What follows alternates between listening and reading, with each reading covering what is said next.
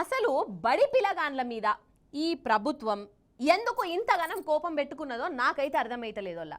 అరే లేకుంటేంది బై, నిజం చెప్పుండ్రోల్లా. కేసీఆర్ సార్ పాలనల బడి పిల్లలకు సన్నన్నం పెట్టేది, టిఫిన్లు కూడా పెట్టేది. మంచిగా కడుపు నిండా తింటేనే, తిన్న తిండి పెయ్యికి పడితేనే పిల్లలు మంచిగా చదువుతారు, చదివింది జర నెత్తికెక్కుతుంది అని అనేది. కానీ ఇప్పుడు ఏమైంది? అంత తిరమర్రైపోయింది. బడి పిల్లలు దవాఖాన్ల పడవలసిన పరిస్థితి వచ్చింది. చూడు కావాలంటే మీరే. ఏంది అసలు చదువుకునే పిల్లగాండ్లు ఈ సర్కారు చేయబట్టి దవాఖాన్లలో పడుండ్రు ఏందోల్లా, పానాల మీదకి తెచ్చుకునుడేంది. ఇగో ఇల్లు నారాయణపేట జిల్లా మాగనూరు సర్కారు బడి పిల్లలు పగటీలు పెట్టే అన్నం పథకంలో పురుగులు పెట్టి అన్నం పెట్టిరు. అసలు ఈ పిల్లల వయసు ఏంది, వీళ్ళ పెయ్యేంది, వీళ్ళకి పురుగులు పట్టిన తిండి పెట్టుడేంది. అసలు అన్నం అంతా ఇసమిసం అయిందంట. ఒక్కరు కాదు, ఇద్దరు కాదు, 100 మంది పిల్లలు దవాఖాన్ల పడ్డరు. పాపం ఇంట్లో 15 మంది పిల్లల పరిస్థితి సీరియస్ అంటే సీరియస్ అయిపోయింది. ఇప్పుడు వీళ్ళందరూ మహబూబ్ నగర్ పెద్ద దవాఖాన్ల ట్రీట్మెంట్ తీసుకుంటారు. పాపంకి బుజ్జి ఏమంటుందో ఇనుర్రి, నాకైతే బాధ అనిపించింది.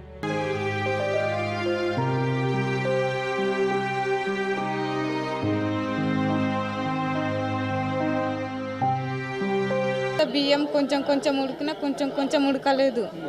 గుడ్డు తిన్నాం, కొంచెం ఉడికినా కొంచెం ఉడకలేదు. తర్వాత ఒక 3 o'clock మొత్తం 30 మెంబర్స్కి వాంతిక అయింది. వాంతిక అయిన తర్వాత హాస్పిటల్ తీసుకొస్తే 3 మెంబర్స్కి తక్కువ అవుతారు అన్నారు. 4 మెంబర్స్ మహబూబ్ హాస్పిటల్కి వేసుకొచ్చారు. ఈ ఒక్క బడనే కాదు, ఈ 10-11 నెలల సంది పాపం సర్కారు బడి పిల్లల అవస్థ గిట్లనే ఉన్నది.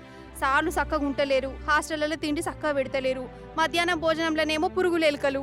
ఇప్పటికే వైలు పట్టుకొని క్లాస్ రూమ్లలో చదువుకోవాల్సిన పిల్లలు రోడ్ల మీదకి వచ్చిరు, ఏడ్చుకుంటా బాధలు చెప్పుకున్నారు. అప్పుడన్నా మారాలన్నా అద్దా, ఇంకా అద్మానం చేసుడేంది అసలు. అరే మన కోపాలుంటే రాజకీయంగా చూసుకోరు గాని ఈ బడి పిల్లల పానాలతోనే ఏంది ఆటలు. అసలు సర్కారు బడికి పంపాలనా లేకుంటే సప్పుజేకి ఇంట్లో కూర్చోబెట్టి కూలికి పంపాలనా? ఇక ఇట్లనే గరమైతురు పిల్లగాడ్ల అమ్మ నాయనలు కాదా మరి.